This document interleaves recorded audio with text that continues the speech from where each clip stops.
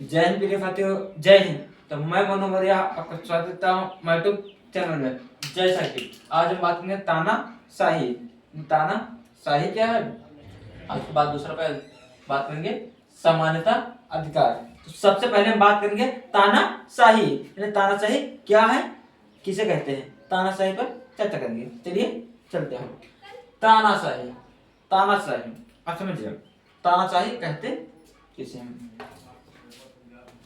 जैसे कोई व्यक्ति है, मान लो कोई व्यक्ति है, कोई एक व्यक्ति है, अब उसके अधीन कार्य होता है।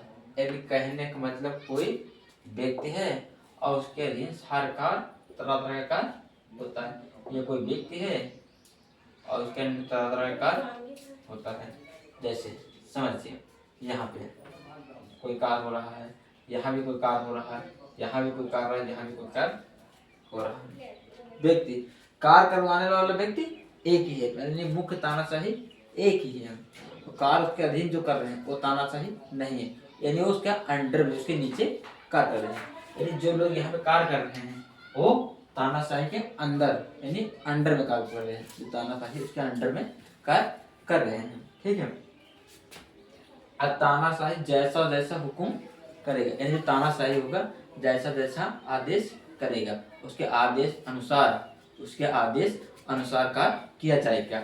यदि यदि उसके आदेश अनुसार कार्य नहीं किया, यदि जो कार्यक्रमी है, यानी जो कार्यक्रमी है उसके आदेश अनुसार कार्य नहीं किया, जो तानाशाही होगा हो सकता है उसकी जो परसेंट में, यानी इसकी जो सैलरी है, यानी जो तनख्वाह है, तनख्वाह भी ना दे। क्यों?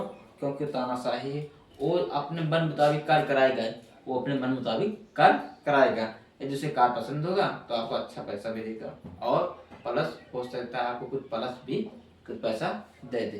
प्लस का मतलब ये हुआ, यदि आप कार्य कर रहे हैं, उसे कार्य आपको समझ में आ रहा है, कार्य अच्छा लग रहा है, तो आपको कुछ पैसा भी प्लस दे सकता है। ठीक है। अब बात करेंगे समानता अधिकार। समानता अधिकार, समानता अधिकार क्या? समानता का मतलब समान अधिकार, समानता का मतलब समान अधिकार। समान का अधिकार मतलब होता है जितना अधिकार हमें है उतना अधिकार तुमको है, उतना अधिकार उनको है, उतना अधिकार उनको है।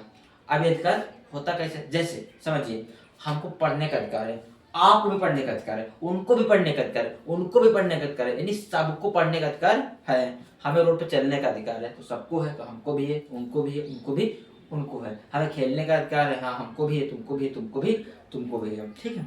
अब क्या हो, अब अधिकार तो है, अब अधिकार के साथ साथ कुछ शर्तें भी हैं।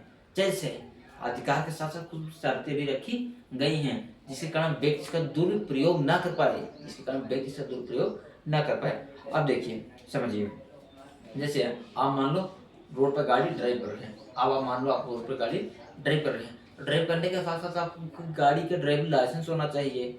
यदि आप गाड़ी के पास ड्राइविंग लाइसेंस नहीं है, आप जाएंगे कहीं पर पुलिस वाले मिलेंगे या कोई और आईटीओ मिल गया, ठीक है, तो आपको चालान कर सकते हैं, आपको चालान कर सकते हैं। यानी कहने का मतलब आपको अधिकार तो दिया गया है, लेकिन अधिकार के साथ साथ कुछ नियम भी बनाई गई, कुछ शर्तें भी रखी गई हैं। अभी सबको मान लो एक अधिकार और दे दिया जाए कि आप चाहे फिर लड़ाई झगड़ा करो, कोई कुछ नहीं बोलेगा, तो लोग एक दूसरे को मार डालेंगे।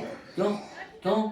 अगर इसके साथ शर्त न रखी जाती तो लोग पता नहीं किस किस हद तक जा सकते थे। यानी कहने का अधिकार तो सबको है और समानता सबको अधिकार है। ठीक है। आई होप आज के वीडियो समझ में आया। इतना कहते हैं मैं अपनी वाले को लगा देता हूँ। जय हिंद, जय भारत।